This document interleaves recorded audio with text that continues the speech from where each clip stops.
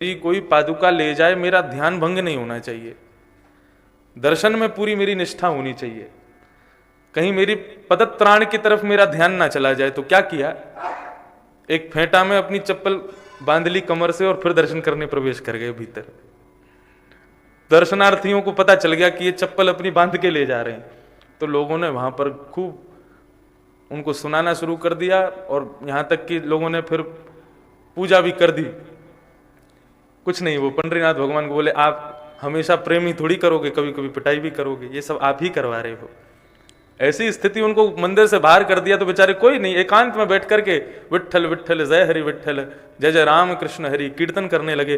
रोज पद सुनाते थे ठाकुर जी को। जैसे ही कीर्तन करना प्रारंभ किया तो श्री पंडरीनाथ महाराज का मंदिर का मुख तुकाराम जी जहां बैठे थे वहां की तरफ अपने आप घूम गया, पूरा मंदिर ही घूम गया, और सामने श्री तुकाराम जी बैठ के कीर्तन कर रहे हैं, ठाकुर जी सुन रहे हैं। कल इसी विषय को लेकर के कथा को विराम किया गया था कि वैष्णव भक्त अपराध भगवान को प्रिय नहीं है। श्री जगन्नाथ भगवान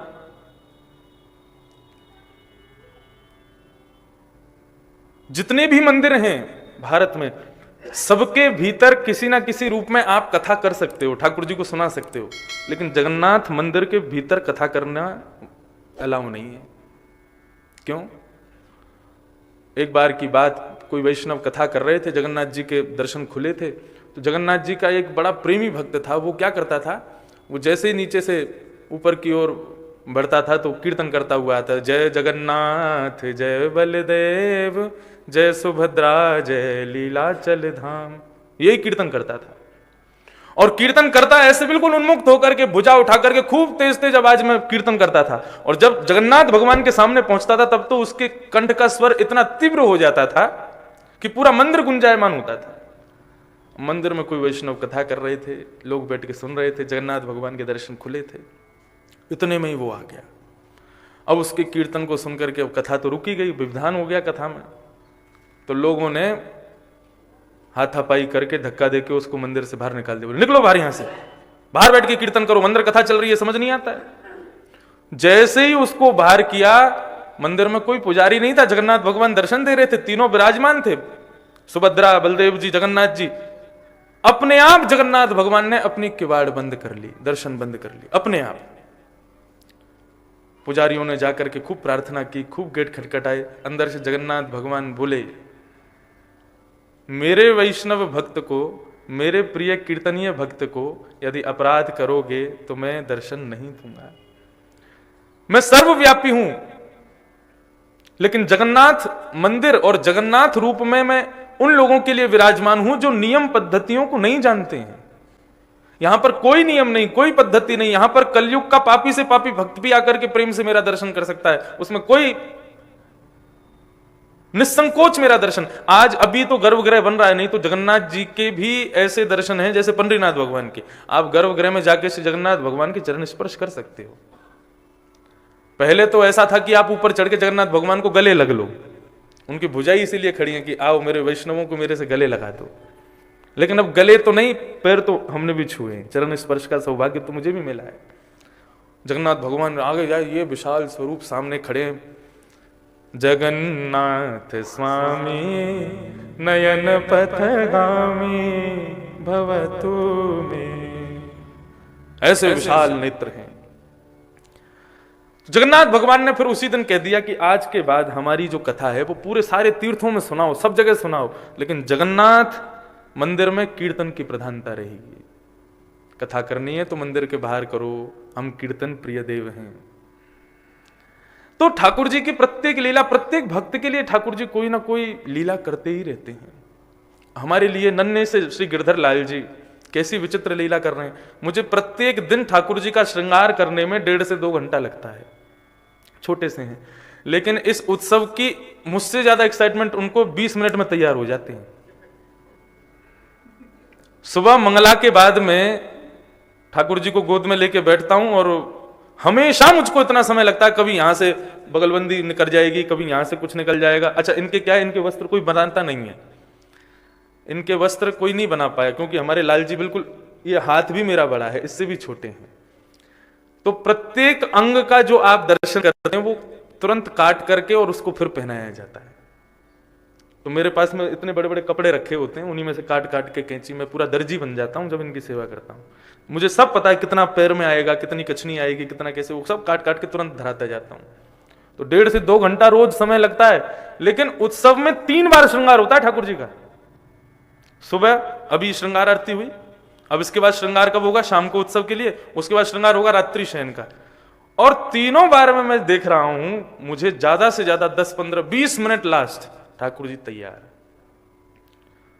मतलब बिल्कुल तैयार बैठे। जैसे बालक होता है ना, उसको स्कूल भेजने को कहो तो तैयार होने में 1 घंटा लगाएगा, लेकिन उसको बोलो मेला में जाना है, घूमने जाना है, मूवी से तैयार हो जाएगा। ऐसे ही आप सब लोगों को देखने की उत्सुकता इतनी अच्छी है हमारे लाल जी की, आप सबको देखने के काजे तुरंत तैयार हो जाते हैं, तुरंत। और अभी देखो आज उत्सव पूरा होगा, कल उत्सव पूर्ण होते ही परसों से फिर 1.5-2 घंटा लगेंगे ही लगेंगे। तो ये सब हमें सुख देने के लिए ठाकुर जी लीला कर रहे हैं। भक्तों की प्रसन्नता, वैष्णवों की प्रसन्नता, संतों की प्रसन्नता, ब्राह्मणों की प्रसन्नता, गौ की प्रसन्नता, यही ठाकुर जी का मुख्य उद्देश्य है। ये सब प्रसन्न हैं तो ठाकुर जी को भी अति प्रसन्नता है।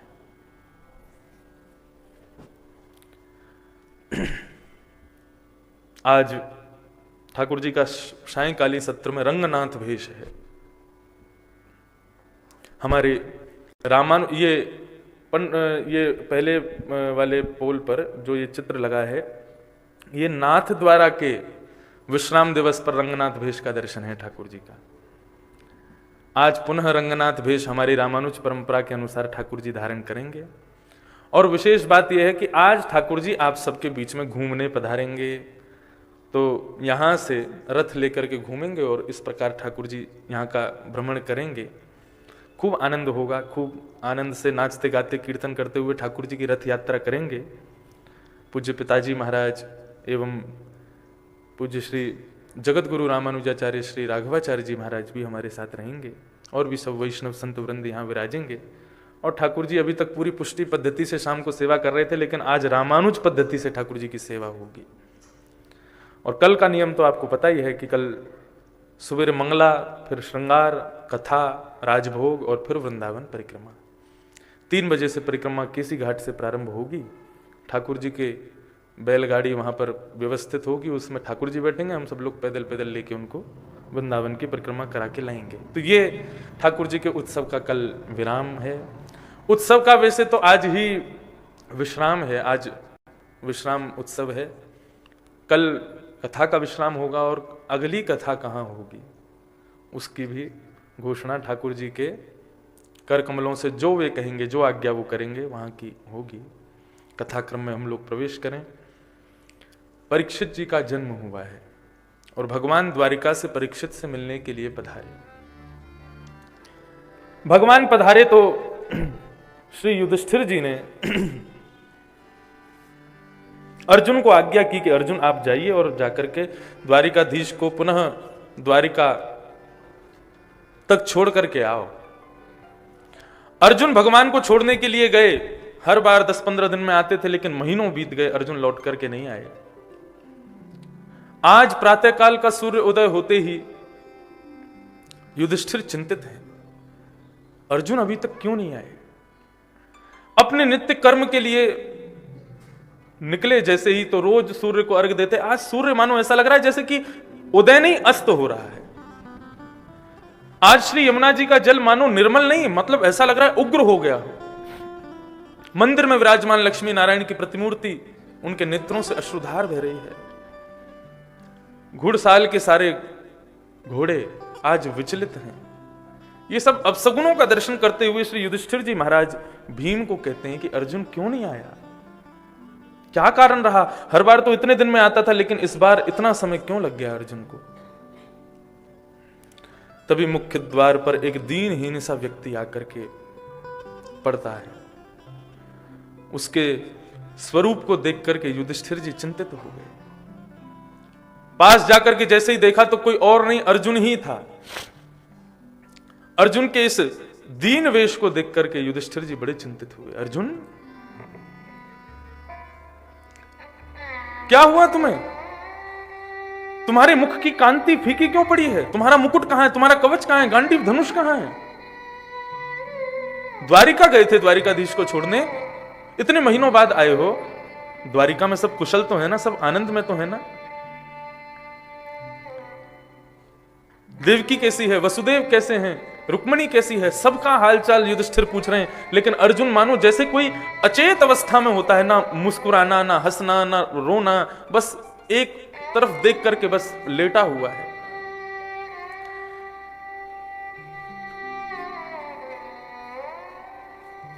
युधिष्ठिर जी महाराज ने जब कृष्ण का परिचय पूछा, कृष्ण के विषय में पूछा, द्वारिकाधीश कैसे हैं अर्जुन? ये द्वारिकाधीश शब्द सुनते ही अर्जुन के नेत्र बंद हो गए, शरीर कंपायमान हो गया, रुदन करने लगा अर्जुन कि वंचितो हम महाराज हरिणा बंधुरूपिण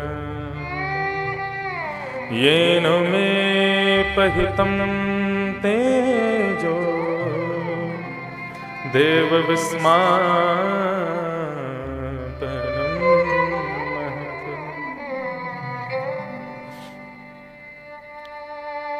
मेरे सखा, मेरे मित्र द्वारिकाधीश कृष्ण,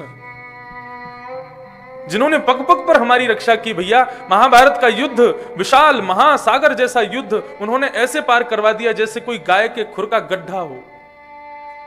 ऐसे हमारे परम सुहृद द्वारिकाधीश कृष्ण अपनी लीला पूरी करके अपने धाम को प्रस्थान कर गए, हमें अकेला छोड़ गए। युधिष्ठिर ने जैसे ही सुना कि द्वारिकाधीश कृष्ण अपनी लीला पूरी करके चले गए, उसी समय मौन हो गए। आज अर्जुन एक एक उपकार याद कर रहा है भगवान का। कितने उपकार थे उनके हमारे ऊपर। लाक्षा भवन में जलने से उन्होंने बचाया, भृगु ऋषि के क्रोध से उन्होंने बचाया, महाभारत युद्ध में बड़ी बड़ी तिमिंगल मछलियां जो हमको निगलने को बैठी थी उनसे हमको बचाया। प्रत्येक परिस्थिति में हमारे साथ खड़े रहे द्वारिकाधीश। वे आज अपनी लीला पूरी करके चले गए। आज युधिष्ठिर, भीम आदि सबको ग्लानि हो रही है अपने ऊपर।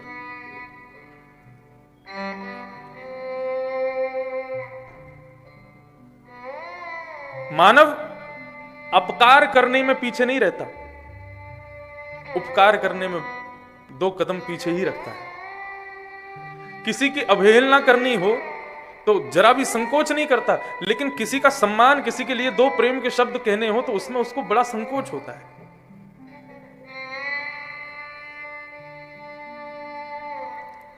समस्त पांडवों को आज ग्लानि का अनुभव हो रहा है कि उन्होंने जितना हमारे लिए किया, हमने उसके बदले में उनका उतना उपकार भी नहीं किया।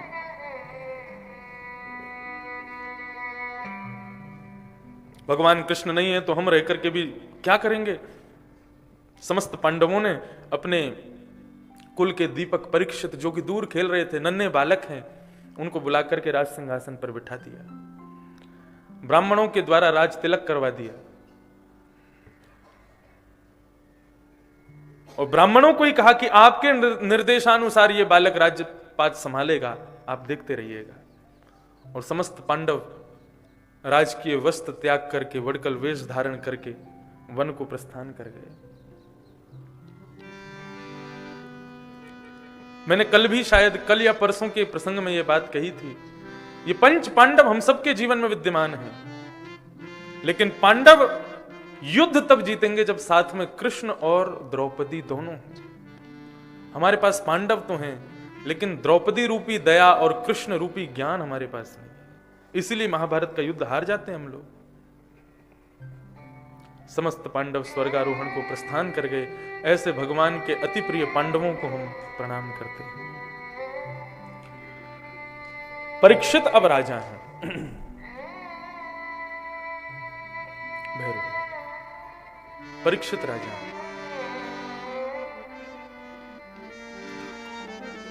धीरे धीरे बड़े हुए, ब्राह्मणों के आदेशानुसार अपने राजपाट को संभालने लगे।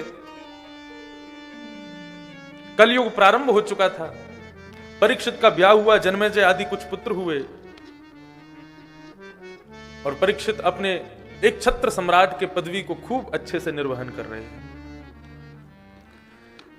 एक दिन परीक्षित विचरण करने जाते हैं, अपने पूरे नगर में घूम करके आते हैं, कहीं कोई दुखी तो नहीं है। तभी उनको एक आश्चर्य दृश्य दिखता है। एक वृषभ, एक बैल अपने एक पैर से खड़ा है और एक काला काला व्यक्ति जो उसके 3 पैर काट चुका है, वो उसके एक बचे हुए पैर को काटने का प्रयास कर रहा है। एक गऊ सामने खड़ी हुई रुदन कर रही है। इस दृश्य को देखकर के परीक्षित अचंभित हो गए। मेरे राज्य में हिंसा? तलवार निकाल करके आक्रमण करने के लिए जैसे ही आगे बढ़े, इतने में ही उस काले व्यक्ति ने चरण पकड़ लिए। ये कोई और नहीं है, ये कलयुग ही है।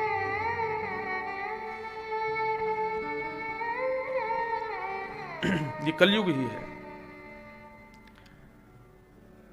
शरण में आए हुए को मारना नहीं चाहिए, ऐसा हमारे पूर्वजों ने कहा है।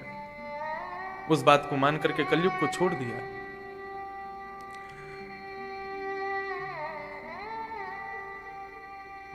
वृषभ, धर्म और परीक्षित दोनों का संवाद हुआ। दुख के 4 कारण बताए गए धर्म के द्वारा। ये दुख के 4 कारण कौन कौन से हैं? दुख का प्रथम कारण काल, दूसरा कारण कर्म, तीसरा कारण काल कर्म स्वभाव और ईर्ष्या। ये दुख के 4 कारण हैं। कर्म से मनुष्य दुखी होता है और कई बार काल के कारण भी उसको दुख देखने पड़ते हैं। काल मतलब अब ये कोरोना काल आया, हम लोगों ने कुछ बिगाड़ा तो था नहीं कोरोना का, फिर भी सबके ऊपर आया,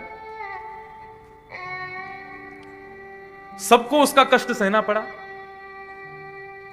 तो काल का दुख, कर्म का दुख, जैसा हम करेंगे वो भोगना ही पड़ेगा, चाहे वो कितना भी खराब किया हो। आप कितने भी श्रेष्ठ क्यों ना हो, लेकिन यदि आपने कर्म खराब किया है तो भोगना तो पड़ेगा। काल, कर्म और तीसरा है स्वभाव। कई लोग स्वभाव से ही दुखी होते हैं, उनके स्वभाव में ही दुख व्याप्त होता है। छोटी सी चीज भी बिगड़ जाए, अनुकूलता यदि प्राप्त ना हो, तुरंत दुखी हो जाते हैं। नहीं, प्रत्येक परिस्थिति को भगवत कृपा समझ करके और उस परिस्थिति में भी भगवत भाव समझ करके ही रहना चाहिए। यदि प्रतिकूल भी है तो भी भगवान की कृपा है, तो भी भगवत कृपा है। स्वभाव से दुखी नहीं।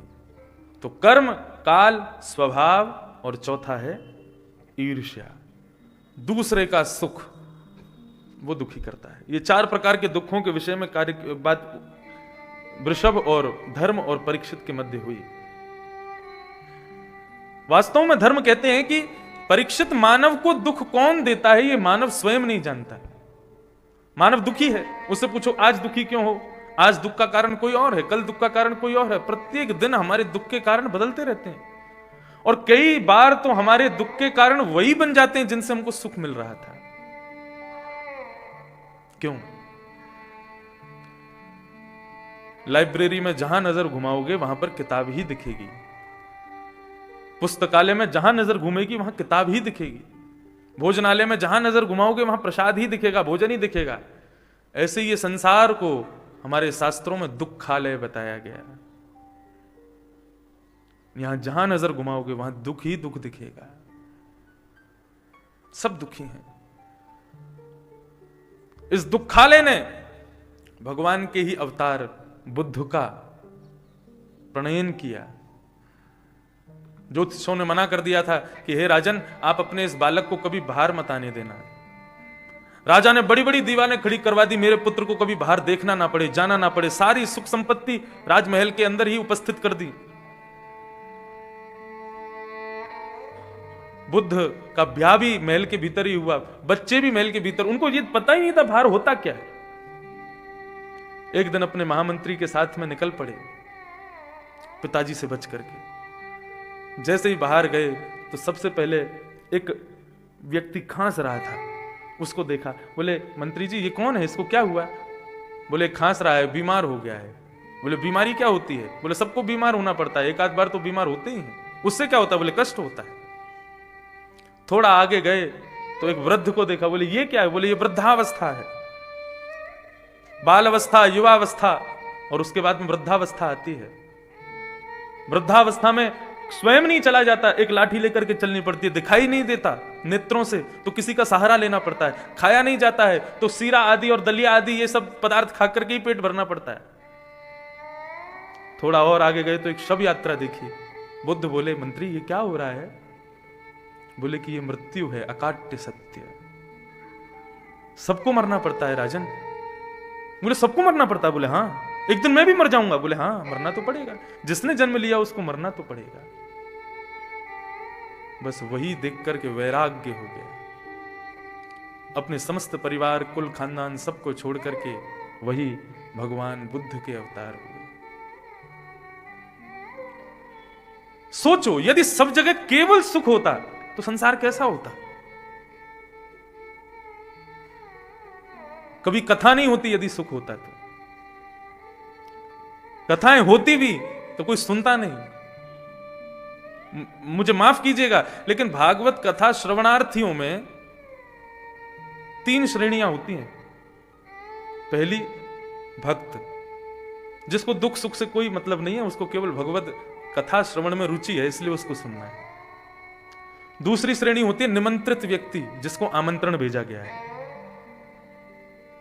आप आओ, कथा में बैठो, पधारो, उत्सव है, आना तो पड़ेगा। ये निमंत्रित लोग भी आते हैं।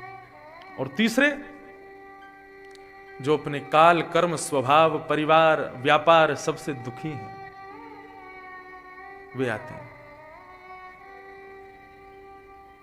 क्यों? क्योंकि इस असार संसार में, यदि इस भयंकर दुखालय में यदि कहीं सुख की अनुभूति होती है तो वो भगवत कथा में ही होती है।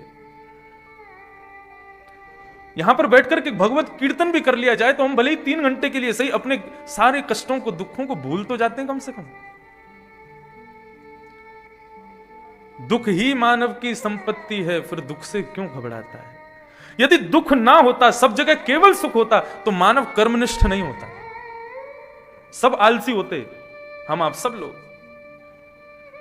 हमारे जीवन में दुख ही इसलिए है कि हम सदैव लगे रहते हैं काम में कि हमें सुख मिले, सुख मिले, सुख मिले, और उस सुख को पाने के चक्कर में हम कम से कम कर्मनिष्ठ तो बने रहते हैं, मेहनत तो करते रहते हैं, कुछ ना कुछ करते तो रहते हैं। इस उत्सव में भी आने से इसका अभिप्राय क्या है? क्यों आए हो आप? उत्सव यजमानों ने तो खूब व्यय भी किया है इस उत्सव के लिए।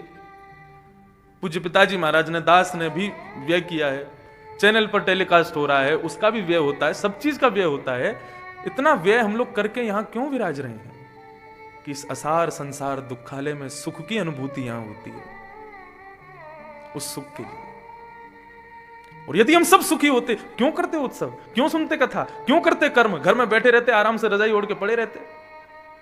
हमको कर्मनिष्ठ बनाता है दुख।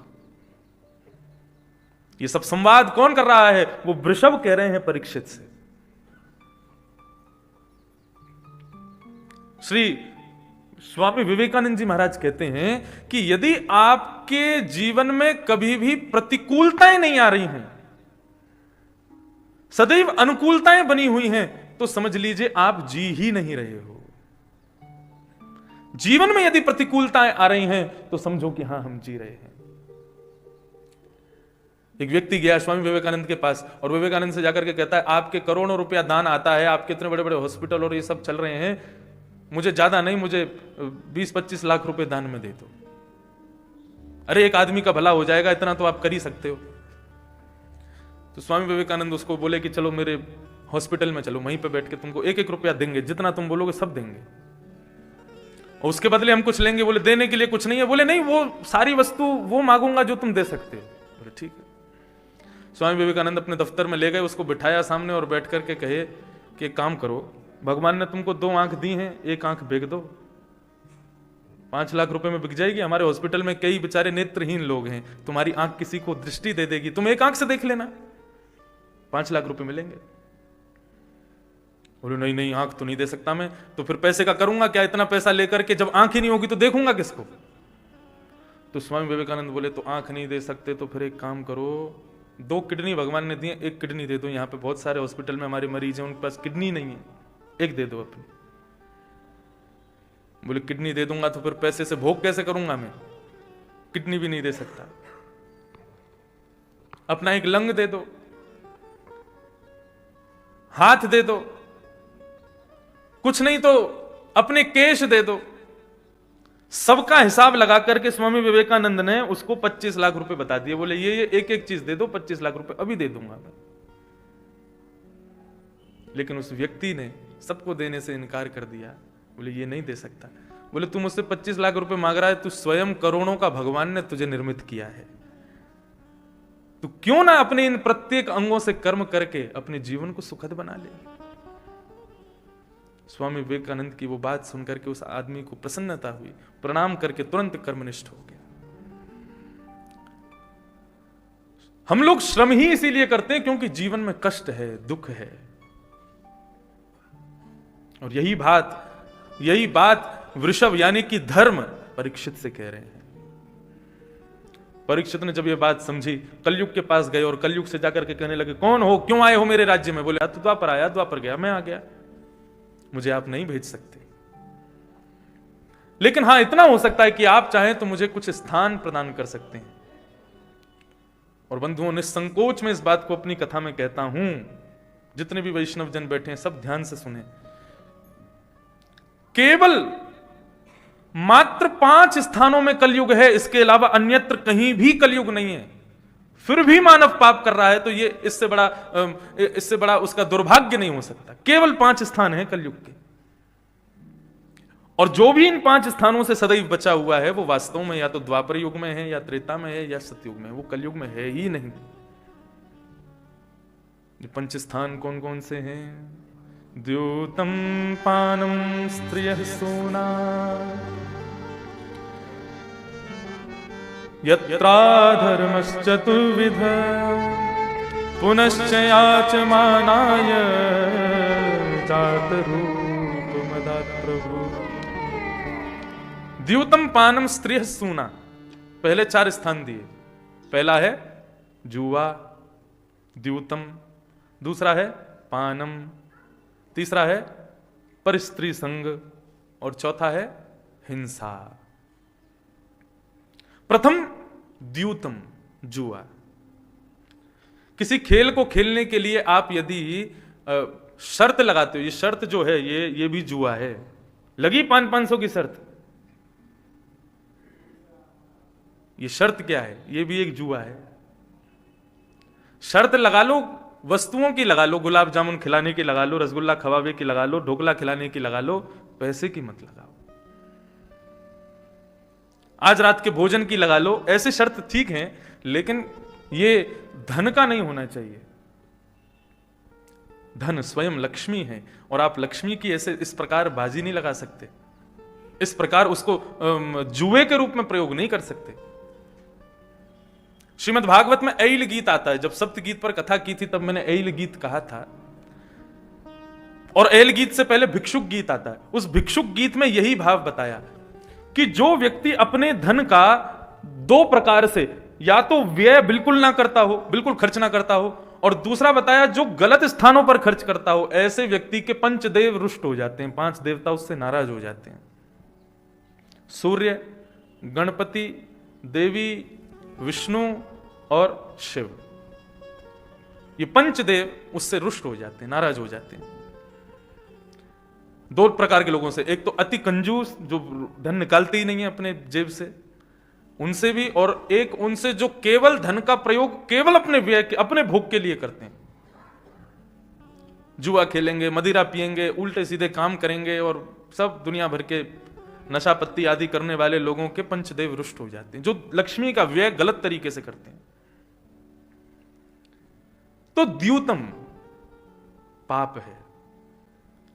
किसी की पत्नी को दाव पर लगाने का अधिकार आपको नहीं है। भगवान ने कृपा करके अपनी पत्नी को हमारे पास भेजा है ताकि हम उसके सदुपयोग से अपना जीवन निर्वहन करते हुए भगवत भजन कर सकें। लेकिन यदि उस लक्ष्मी का किसी ने दुरुपयोग किया, मैं तो कहता हूं कि मानव के भीतर जितने भी गुण हैं समस्त सब लक्ष्मी के स्वरूप हैं। किसी के पास कंठ है, हमारे प्रेम जी बहुत सुंदर गाते हैं, कंठ है, उनकी कंठ ही लक्ष्मी है, क्योंकि उनका कंठ ही उनके पूरे परिवार को चला रहा है। हमारे तबला वाले भैया, वो बढ़िया, उनके हाथों में ही लक्ष्मी बैठी है, वो तबला बजाते हैं, उसी से ही लक्ष्मी आती है। मेरी वाणी में लक्ष्मी बैठी है। तो हमारे गुण ही लक्ष्मी हैं। उस लक्ष्मी का असद स्थान पर व्यय मत करो। श्री सूरदास जी महाराज बचपन से ही सूरदास थे, नेत्रहीन थे, लेकिन उनके अंदर एक गुण था। उनसे कभी कोई पूछता था, सूरदास जी से कुछ भी पूछता था तो भविष्य कथन कर देते थे। यह स्थिति हो गई कि वे जहां रहते, दिल्ली के पास गांव था सूरदास जी का, तो सूरदास जी के गांव के लोग आते थे, आकर के पूछते थे हमारी बेटी का ब्याह कब होगा, तो सूरदास जी तिथि नक्षत्र आदि सब समय तक बता देते थे, कब होगा, कहां से होगा। ये उनका गुण था, छोटे से थे तभी। अब तो ये स्थिति हो गई, गांव के लोग भीड़ लगा खड़े हो जाते, भैया हमारी भैंस खो गई है, कहां मिलेगी, हमारी बकरी खो गई है, भैंस दूध ना दे रही। तो सूरदास जी बड़े परेशान हो गए। लेकिन उनके पिताजी को लगता था ये अच्छा है, सूरदास कम से कम कोई काम तो करता नहीं, किसी काम का है नहीं, एक कोने में पड़ा रहता है, तो इसके इस भाव को क्यों ना हम व्यय करें, एक राशि रख देंगे, इतनी राशि दो, तब सूरदास जी बताएंगे। जब ये भाव सूरदास जी को पता चला तो सूरदास जी बड़े दुखी हो गए। बोले पिताजी, मेरे अंदर कोई गुण है तो जरूरी थोड़ी उस गुण का मैं व्यय करूंगा, उसको खर्च करूंगा, और उस संसार के लिए जो असार है मैं अपने गुण का व्यय करूंगा, लेकिन अपने प्रियतम के लिए करूंगा, अपने ठाकुर के लिए करूंगा, इस संसार के लिए नहीं करूंगा। मेरे अंदर यह गुण है, जन्म से है, तो ठाकुर जी हमें जो भी गुण से संपन्न करते हैं, सावधानी से सुनिएगा, ठाकुर जी ने हमें जिस भी गुण से संपन्न किया है, उस गुण से ठाकुर जी अपनी सेवा करवाना चाहते हैं, इसलिए हमें संपन्न किया है। मुझे वाणी दी है तो वाणी इसलिए दी है ताकि मैं उनकी सेवा कर सकूं। आपको नृत्य करना आता है तो वो नृत्य करने की सेवा ठाकुर जी ने इसलिए दी है ताकि उनके सन्मुख नृत्य कर सकूं। कोई भी कला, कोई भी गुण ठाकुर जी ने आपको दिया है, संसार के लिए उसका व्यय कर रहे हो, अब तक किया है तो ठीक है, लेकिन कल से उसका व्यय ठाकुर जी के लिए करना शुरू कर दो, क्योंकि प्रत्येक गुण वे अपनी सेवा के लिए आपको देते हैं। आपको भोजन पकाने में, भोजन आप बहुत स्वादिष्ट बनाते हैं, संसार के लिए बनाते हैं, दुनिया के लिए बनाते हैं, पति पत्नी बच्चे सबके लिए बनाते हैं, केवल लाल जी के लिए। कल हमारा 56 भोग आया, वो साधारण नहीं था। यहां से वो छोटा टेम्पो होता है, क्या बोलते हैं उसको, छोटा हाथी, वो गया गोवर्धन।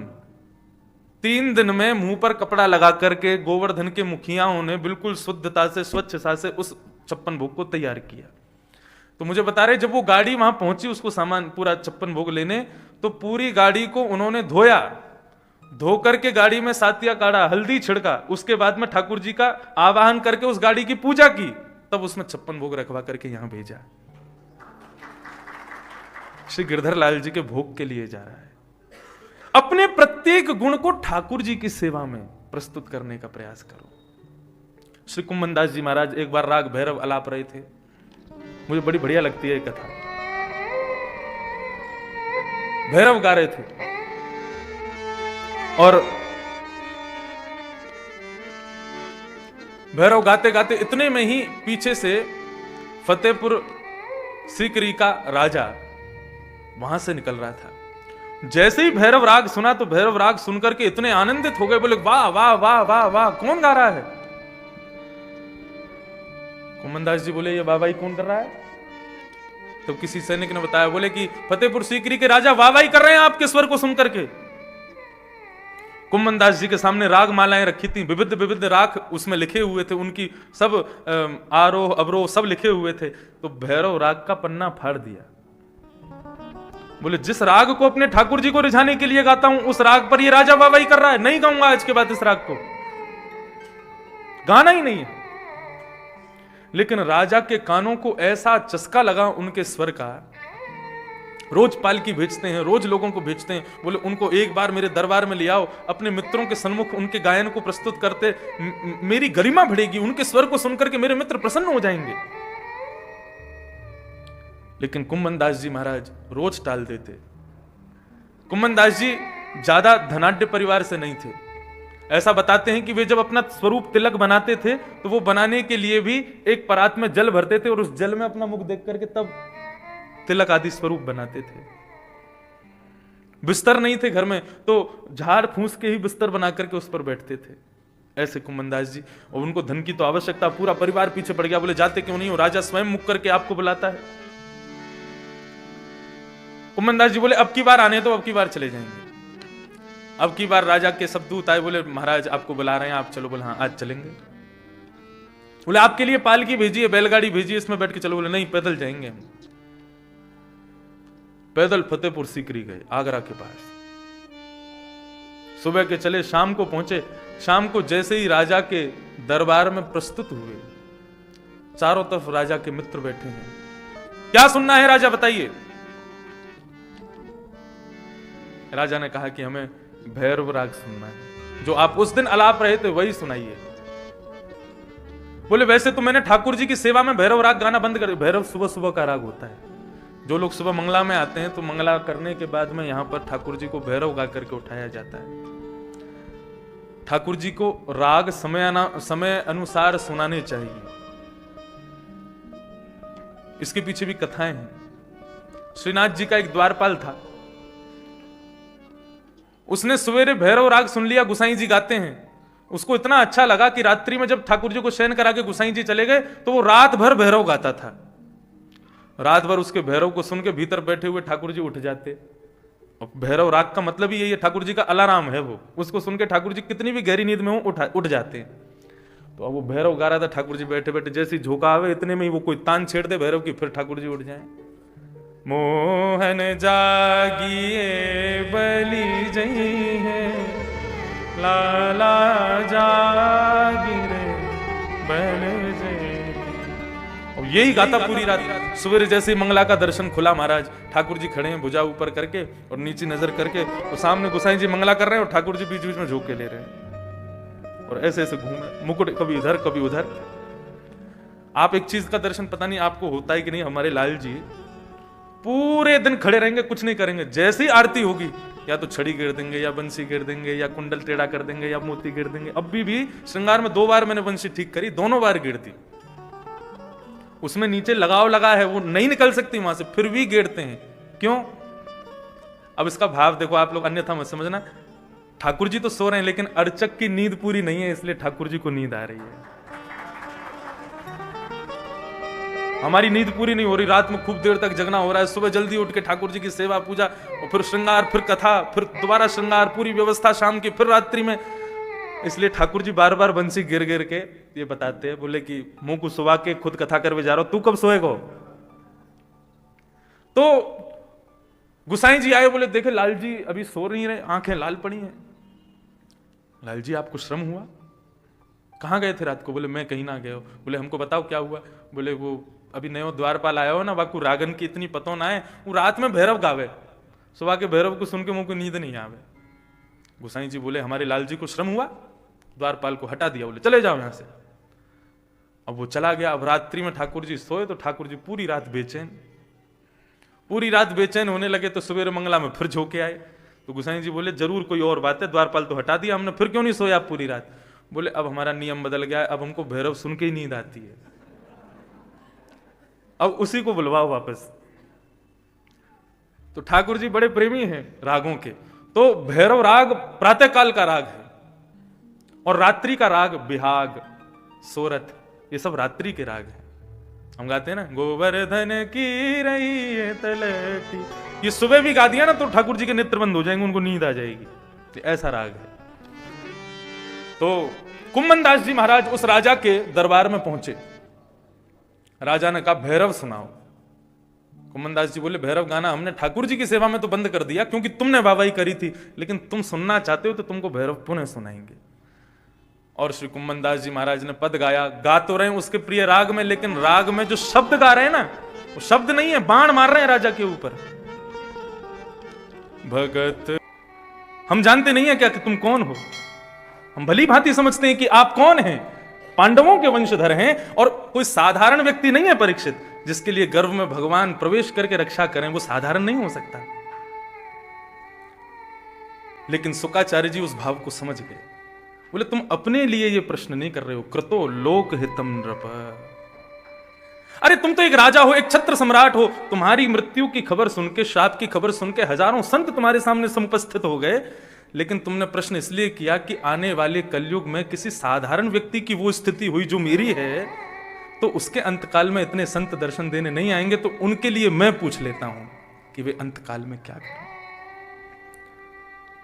पूज्य महाराज जी की कथा में श्रवण करता हूं, हर बार कुछ ना कुछ, महाराज जी तो पूरी कथा ही एक प्रसाद के रूप में परोसते हैं, लेकिन आपकी कथा में एक भाव इतना सुंदर श्रवण किया।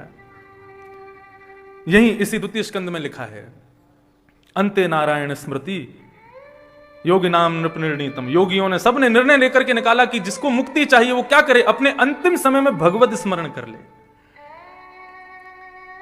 लोग सोचते हैं अभी तो जीवन बहुत है, हम कर लेंगे, अभी तो आयु बहुत है, हम कर लेंगे।